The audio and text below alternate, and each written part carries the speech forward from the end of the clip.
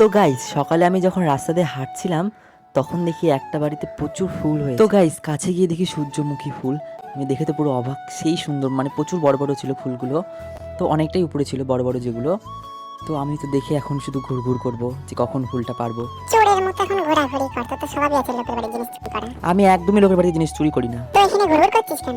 ফুলটা রাস্তায় হয়েছে তাই আমি পারছি। তো তোমার কি? তো যাই হোক, ফুলটা যখন আমি পারলাম গাইস, কতটা সুন্দর ফুল আর অনেক বড়ই ছিল।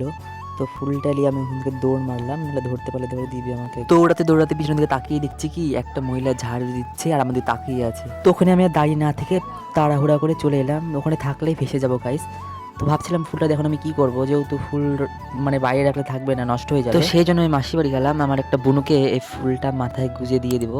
তো বুনু ঘুম থেকে উঠেছিল না, তাকে আমি জোর করে উঠিয়ে সারে মাথায় গুজে দিলাম। তো সে প্রচুর পরিমাণে হাসছিল আর ক্যামেরা দেখে লজ্জা পাচ্ছিল। তো যাই হোক, আজকের ভিডিও কেমন লাগলো অবশ্যই কমেন্টে জানাবে। অন্য কোনো নেক্সট ভিডিও দেখা হচ্ছে।